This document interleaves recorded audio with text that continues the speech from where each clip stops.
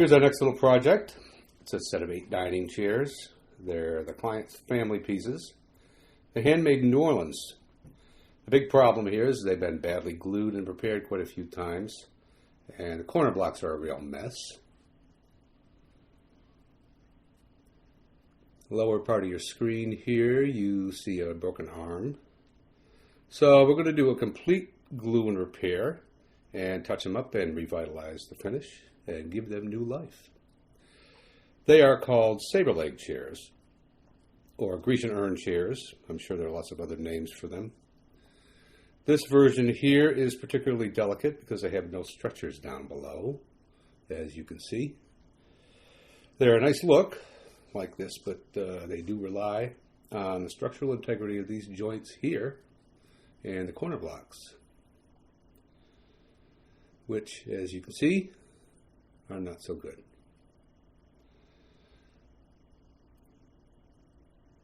You can see daylight through here. That's not good.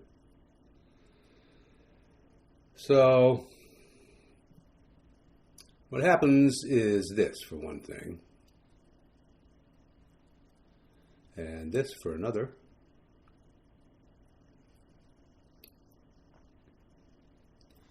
And then we've got this action here, the seesaw stuff. So we're going to take them all apart. And then we've got this stuff going on. Fortunately, only one chair is like this. The side here is a nice clean break, and it's parallel with the grain. And we're just going to glue that back together.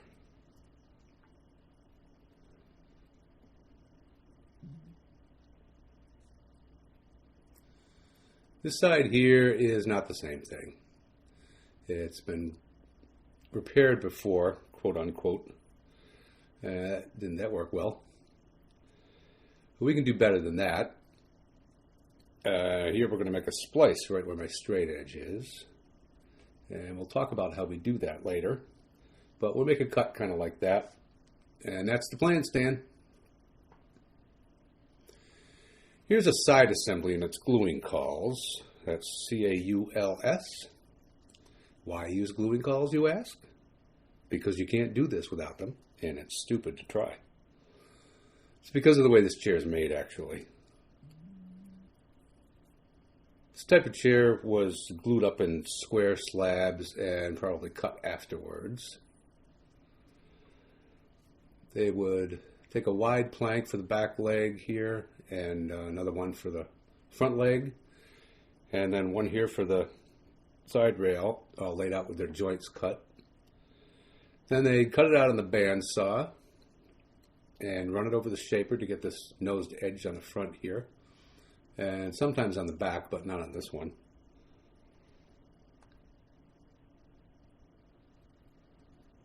So when it comes to gluing after the fact, you can't just throw a clamp on it, because this is what happens. See that? And that? You don't want that. Use the gluing cauls. Here's that joint we just looked at taken apart, and if it looks like it's been glued more than once, it's because it has. Here's another one. Somebody drove a screw through the back of that one. That didn't work either.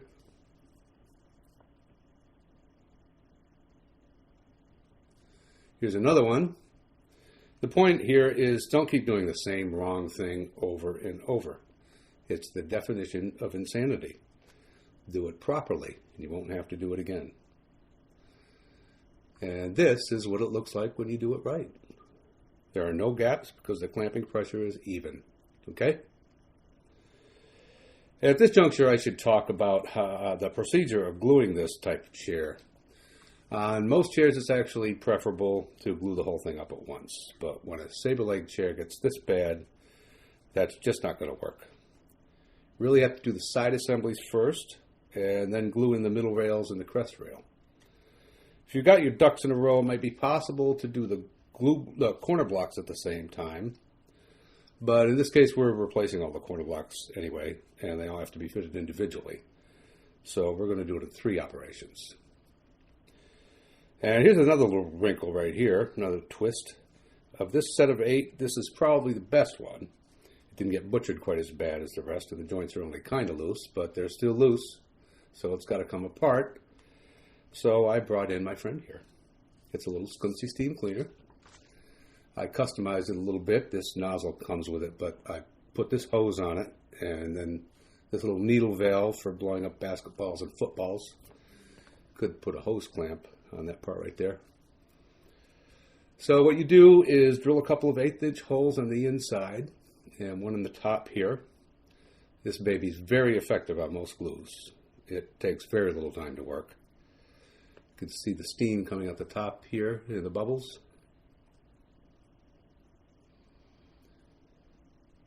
Now you can see I've got lots of steam coming out the top and the side. Just want to make sure you keep it under control by wiping up the water pretty quickly so you don't hurt any finishes. I knocked it apart so you can see it in progress. And there you go. I just drilled an 1/8-inch hole here, a couple on the inside, which I didn't even end up using. So get yourself a little steamer. Get them at Target. Get them at Kmart and Walmart. Whatever. Oh, I almost forgot to mention the other use for your steamer. It'll clean all this junk off here. Just put some steam on this glue buildup, and it comes off easier. Can't beat it. So here's our Saber leg chair all glued up now. Side assemblies have been done, and it's back together. Let me just get in a little closer and show you how we did that. Let's take a look at these gluing calls, which we didn't show you before. They're absolutely essential for this type of chair. Just a 1.5 by 2, and we put this bevel on the front here. Take another little bevel slice out of the back here.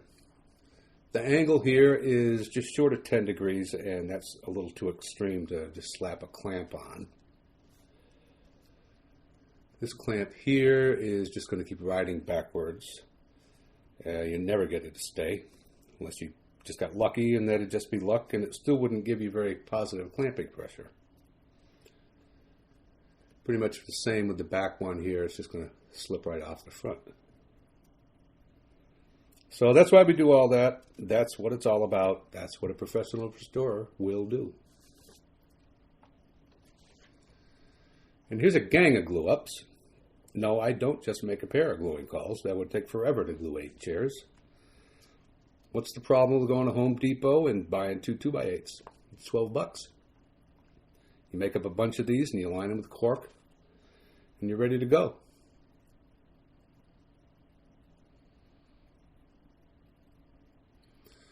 And we also make up a bunch of these calls for the full assembly. And that's that. Don't bother saving them though, because they'll never be the same twice. Now look how nice these come out when you do them like this. How can you argue with this?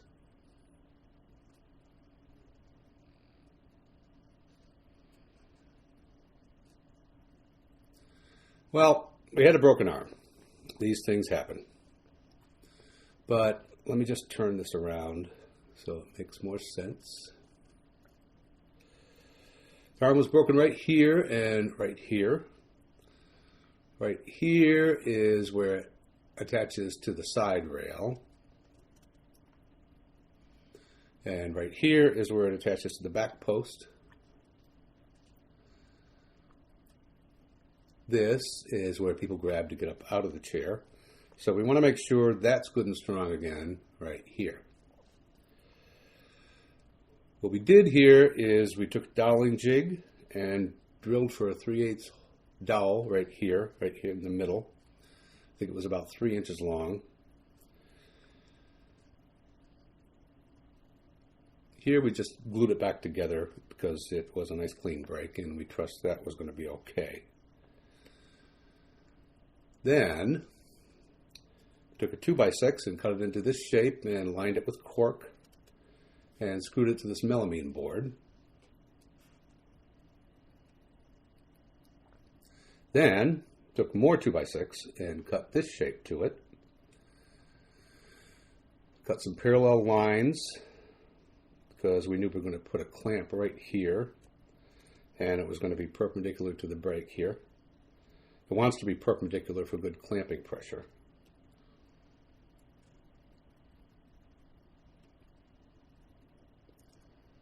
And just one more thing. In order to do this at the same time, we cut this little curly Q. Cut more parallel lines in the cawls and clamped it up. This one here is screwed to the backing, and these are not. And that's the story. That's the glory of gluing cawls. There you go. Remember that back post from way back at the beginning? Told you we'd get back to it.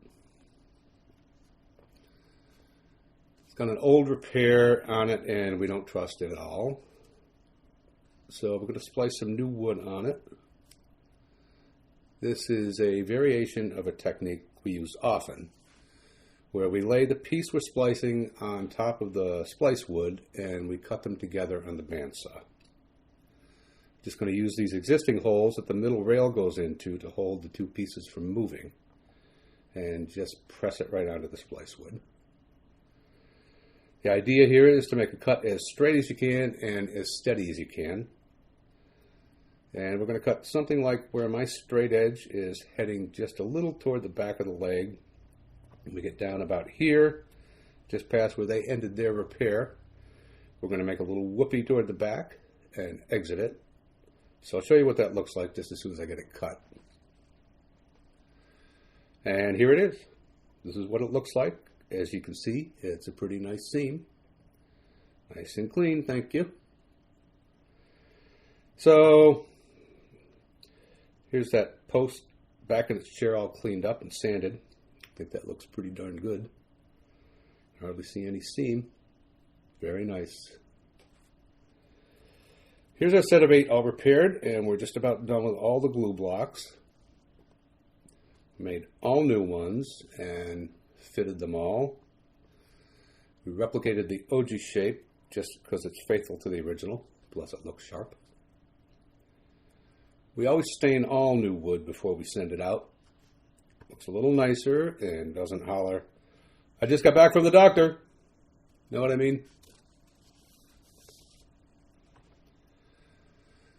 Well, this is a wrap for our set of 8 Saber leg chairs. Looking pretty, nice and shiny there. Did a complete gluing, repaired a few bad breaks, generally cleaned up somebody else's bad mistakes. There was a lot of gunk and junk on the joints. We had to replace all the corner blocks, which was an important part of this job because, like I said before, without stretchers down below, the corner blocks are doing a little bit more work. We gave them a revitalization of the finish, a lot of touch-ups, and they're all looking pretty good. I think she'll be very happy. So that's how it's done.